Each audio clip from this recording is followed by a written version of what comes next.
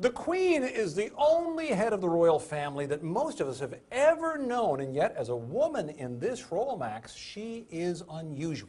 Well, she was the oldest child, but there was two girls, so she went on to become monarch. But if she'd had a younger brother, then he would have become king and she would have been passed by. And that was sort of the natural progression, and would be with her children. The boys would rule. Oldest boy is Prince Charles. He'll go on to become monarch, but it's seen as fair because he's the oldest child anyway. Same thing applies to the next one? Absolutely. William, oldest child, boy, will go on to become king. And now comes the puzzle, though, because a child is coming along, a baby, could be a boy, could be a girl, and times have changed. Absolutely. I mean, the general feeling is that whether it's a boy or a girl, the oldest child should just go on to become monarch. At the moment, it's the boy who will take precedence, and it's seen as unfair. So people are talking about a rule change, and that means an entirely new venue.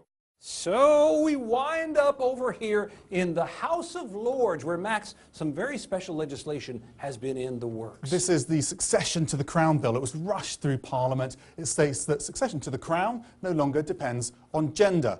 Up until now, the eldest son would go on to become king, whether or not they had a more capable older sister. In future, the plan is that the oldest child, whether or not they're a boy or a girl, will become monarch. But it's not as simple as all that, is it? Because there have been thousands of laws promulgated in this country for many, many, many years. Yeah, and for centuries they've really assumed this sexism. Take, for example, this, the Treason Act, 1351, and it states that it is treason to kill the king's son and heir. That's had to be changed to eldest child and heir. It's the example of the type of thing they've had to change, and it's been very complicated, but they have managed to do it, at least in the UK. And just to make it a little more complicated, think about this. This is a country that has enormous influence and scope all around the globe.